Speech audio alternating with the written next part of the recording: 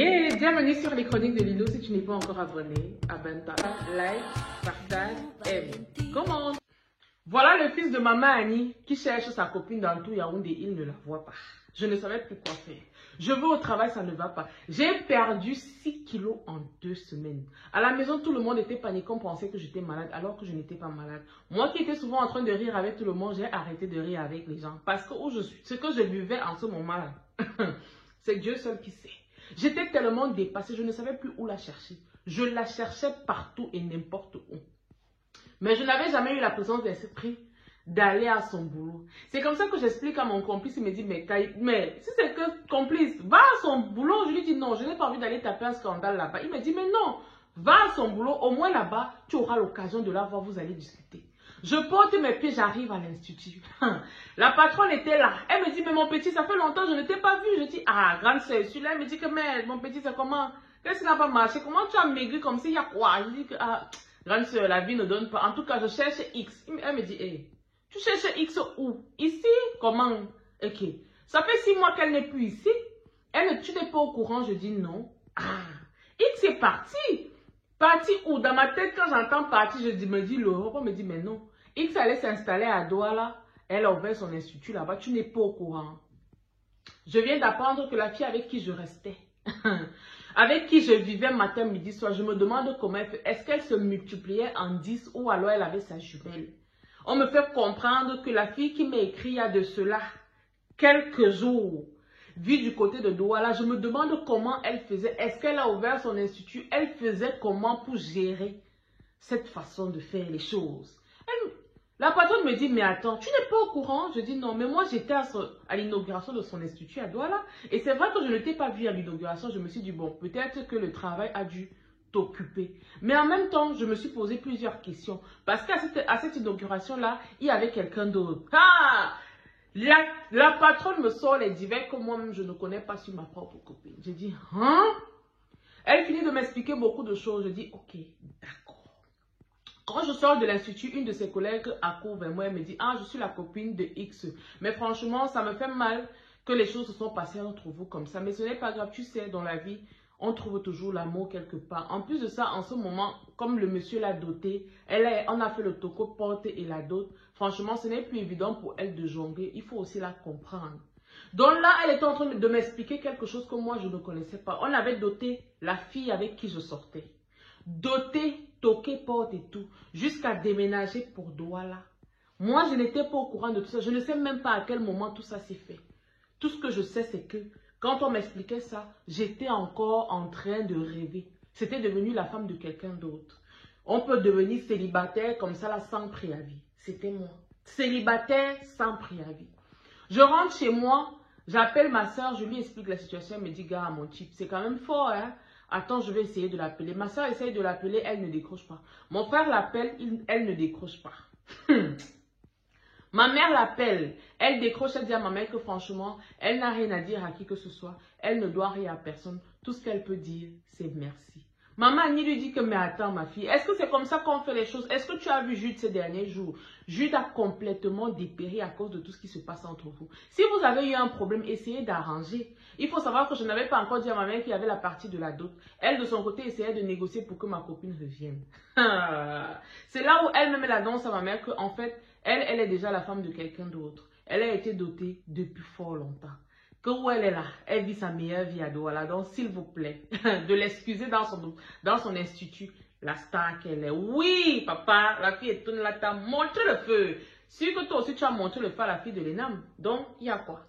Hein? Pourquoi tu as mal? Je suis devenu un gars anxieux. C'est-à-dire que je ne dormais plus. L'insomnie, mon combat. Je passais mon temps à ressasser toute notre vie. Et à partir de là, j'ai commencé à faire des puzzles dans ma tête pour me dire, mais à quel moment? C'est là où je comprenais que quand elle me disait qu'elle va à X endroit pour 2-3 jours, sûrement, elle était à Douala, tout simplement. Et je crois que aussi, le gars que mon ami avait vu était sûrement son mari en question. Ha! Voilà qu'un jour, je suis en train de me laver. L'homme, je dis que le lion est devenu le chat. Je suis en train de me laver, je ne sais pas ce qui s'est passé, les gars. Les larmes ont seulement commencé à couler de mes yeux comme ça. Je dis, oui, je suis touchée. La fille étonne là m'a touchée. Oui. J'ai pleuré comme un enfant. Je n'arrivais pas à croire que je venais de me séparer véritablement de cette fille. 1 mois et demi se sont écoulés. Je confirmais que oui. Tout le monde me disait autour de moi, non, il faut enlever ces choses dans ta chambre. Parce que le fait que ces choses restent dans ta chambre, ça va te rappeler toujours vos moments. Est-ce que j'écoutais? Tout ce qui était dans ma tête, c'était cette fille. Je ne comprenais rien. J'étais dépassée. Je n'arrivais pas à comprendre. J'avais laissé pousser la barbe. Mon boss m'appelle un jour, il me dit, mais ben, attends, Jude, qu'est-ce qui se passe avec toi ces derniers jours? J'entends des bruits de couloir, viens dans mon bureau. Je pars, j'explique à mon boss, il se marie, il me dit, mon petit, nous on a doté les femmes, on a acheté les maisons, on a acheté les voitures, on nous a barrés. Ce n'est pas grave, ce n'est pas la fin du monde. Comprends seulement que c'est une étape de la vie que tu devais traverser. C'est vrai, tu l'as aimé et tu continues de l'aimer, mais il va falloir que tu l'oublies. Je suis restée ce jour, j'ai demandé au boss que mes boss, quand tu me demandes de l'oublier là, c'est pour que je fasse comment? Ce n'est pas facile. Il me dit, tu sais, dans la vie, on ne peut pas tout avoir. Comprends tout simplement que ce n'était pas la femme de ta vie et passe à autre chose. Passer à autre chose n'a pas été facile. Ça m'a pris 1 an, jour pour jour, pour pouvoir passer véritablement à autre chose. Je me suis remis de mes blessures. J'ai recommencé ma vie. J'ai tout recommencé à zéro. Ce n'était pas grave. Ça me faisait aussi plaisir de savoir qu'ok, grâce à moi au moins, elle a eu certaines choses. L'argent que j'avais mis de côté pour elle, pour acheter la voiture et tout. Je me suis acheté une voiture avec et la vie continuait. J'ai continué à vivre ma vie. 4 ans plus tard, 4 ans plus tard, je suis en train de faire les courses avec la mère de mon enfant. Il faut savoir que oui, j'ai eu une fille. Mais malheureusement, avec la mère, on s'est séparés. Elle aimait trop l'argent, pardon. On peut aimer l'argent comme ça là. Ce qui fait qu'elle et moi, on s'est séparés. J'entends une voix qui m'appelle. Je dis, mais attends, qui m'appelle là? J'entends une voix qui m'appelle. Je dis, la voix m'est familière, mais je dis, bon, les gens se ressemblent peut-être. La voix vient vers moi avec un sourire. Le sourire me dit quelque chose, mais je dis non. Les gens ont parfois les mêmes sourires. Elle me dit, mais attends, tu ne me reconnais pas, Jude? C'est moi X. Je vous dis que la fille était devenue un terrible varan. Elle avait changé de couleur de peau. Elle était devenue une métisse aux lèvres roses. Je ne l'ai pas reconnue. Elle avait complètement enlevé son beau teint noir. Elle était tatouée. Elle avait les piercings. J'étais choquée de la voir. La mère de ma fille me regardait seulement comme ça que, encore toi, un de tes crocodiles t'a déjà reconnu. J'ai seulement dans mon cœur que ma soeur, pardon, chacun meurt pour ce qu'il aime. Excuse-moi, j'ai des problèmes à résoudre. Je la regardais, je disais, mais ce n'est pas possible. Et puis, c'est comme ça qu'on s'est changé les numéros. Et comme je dis toujours, la vengeance, c'est un plat qui se mange froid, les gars. Est-ce que je me suis laissé faire? J'ai appelé mon complice, j'ai dit à mon complice que complice, le varan est revenu à la surface. Il me dit, hein, et tu veux faire comment? Il dit que, hey, la vengeance, c'est un plat qui se mange froid, complice. Je vais toucher la fille là, elle va pas croire. C'est comme ça que je l'invite, on discute, je lui demande, mais ton retour ici, c'est pourquoi? Mais tu n'es pas mariée? Elle me dit non, avec le monsieur, ça ne s'est pas bien passé. Finalement, ils se sont séparés. Elle est passée à autre chose. Elle est installée depuis à Yaoundé, ça fait pratiquement 6 mois qu'elle est là. Elle dit, mais dans mon cœur, je dis, donc tu es là depuis 6 mois et c'est maintenant que toi et moi on se voit. Dieu même est méchant. En tout cas, on se met à discuter.